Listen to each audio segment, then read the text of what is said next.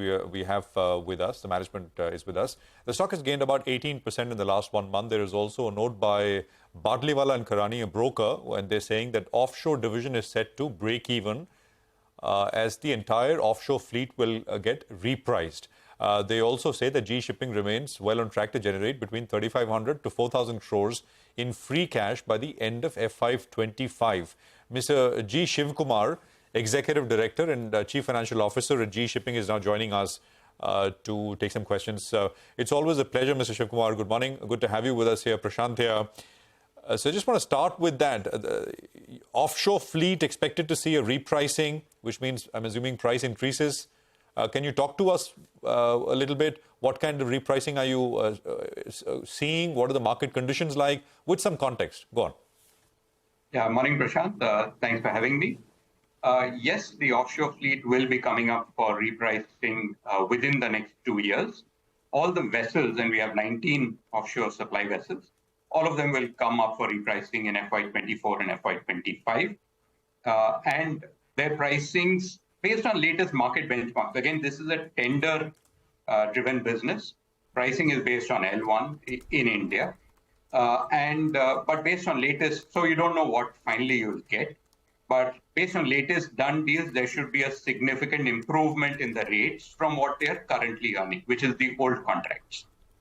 On the rigs, we have one rig already repriced by a significant amount, and we mentioned a 75% higher rate from before that. So that's in excess of $30,000 per day, higher than the previous rate that the rig was on. If you apply the same rate, the same day rate, that is dollars per day, to the two rigs which are coming off contract next year, you will get an increase of $40,000 a day on each of those rigs, which are coming off next year. And then there's one rig coming 2 years from now. Okay, so basically this offshore fleet is all, what you mean is this is all rigs, is it? Sorry, offshore vessels. So we have 19 offshore supply vessels, and we have 4 jackup rigs. On one jackup rig, we've already seen a repricing at a significantly higher number, which is what I mentioned, more than $30,000 higher than the previous contract. These are typically 3-year contracts. So she'll be going on to her new contract by the end of this year. Okay, so can you put some numbers to it? Because, you know, in the quarter gone by, if I'm looking at your different segments, both shipping and offshore did really well. I mean, offshore not as much compared to what you saw last year, but shipping, you're sitting on almost revenues of 1,300 crores per quarter compared to about 700, 800 crores last year. So can you see a proportionate rise even in the quarters to come? What could the monthly or the quarterly run rate look like in terms of revenues? Yeah, so the shipping market is really tough to call. The market is very volatile. Obviously, the market is tight, and we see $10,000 to $20,000 variations in spot rates all the time. And 80% plus of our fleet is exposed to the spot market. So it's really tough to say what these rates could be. For instance, Cape-size bulk carriers, which were earning $3,000 a day in January, are today earning $15,000 to $16,000 a day. So that's the kind of variation that you have. So it's really tough to put a number for the future because it's so uncertain and we have so much of our capacity on the spot market. But suffice to say that we expect markets to be reasonably strong going forward. Since it is a tough market, wanted to ask you, will you be looking to sell some of your ships at any point in time? It's always an option. It's not very likely. We have a lot of cash. We are very under-leveraged now. We have, $100 million net cash in the group now. So we're very under-leveraged. It's unlikely that we'll sell. It might be on the margin a couple of ships, but we are looking to buy when we get the opportunity. All right. Hi, Mr. Shivakumar. I wanted to focus on the recent deal of acquisition, which was done of OSV, that's Offshore Support Vehicles, by Tidewater. That's been done at a value which is much higher in comparison to the December reported NAV of GE Shipping, if I try to extrapolate that. B&K, they have come out with a note and they believe that the NAV can re-rate to around 1,257 in comparison to 1,050 odd. You concur with that? So I won't comment on specific reports or numbers, but certainly the offshore vessels currently are being valued at a long way below what they were valued in 2015, the last sort of good year before the market collapsed.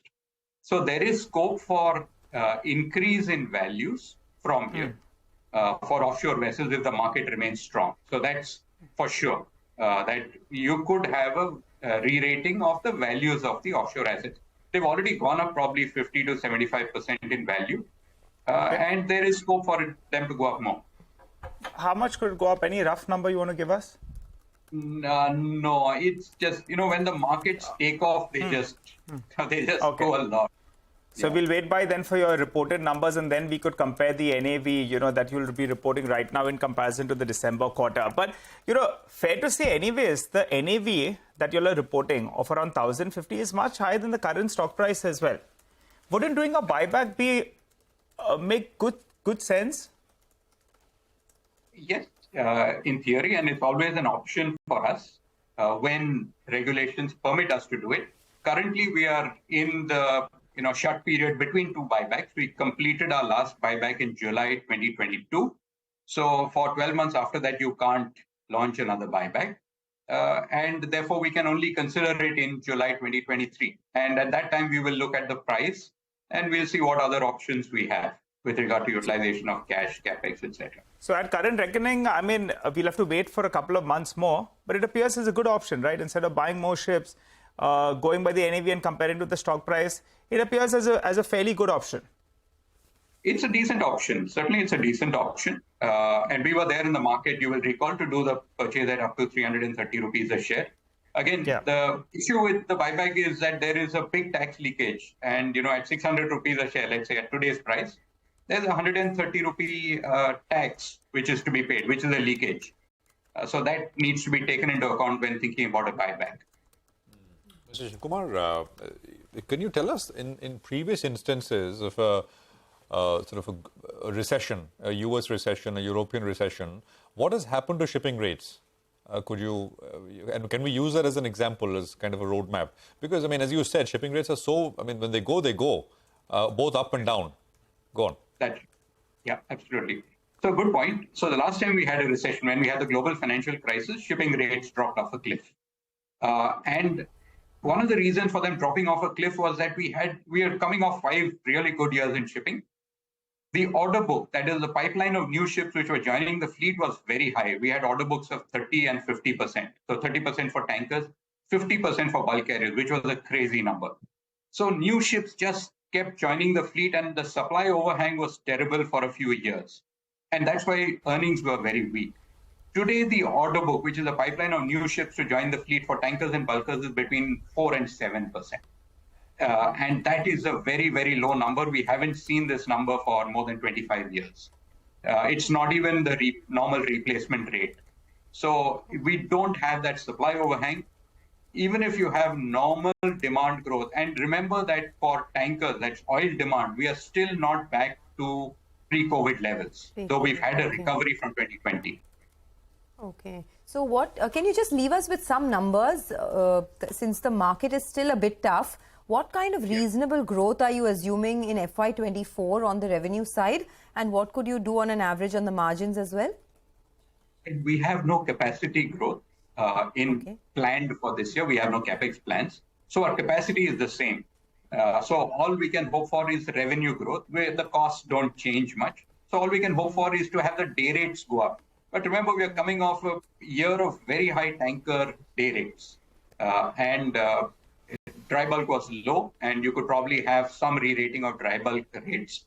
And offshore also, with some repricings, could improve. So I can't put a number again because there is no capacity growth. It's all going to come down to rates in the end. All right, Mr. Shivakumar, thank you very much. By the way, I just wanted to say, you said order book is 5 to 7% of new ships which are going to join the fleet. And that is for tankers and bulk carriers, right? That's right. That's correct. Okay. All right. Fair enough. Thank you. Thanks very much. Well, that's GE Shipping and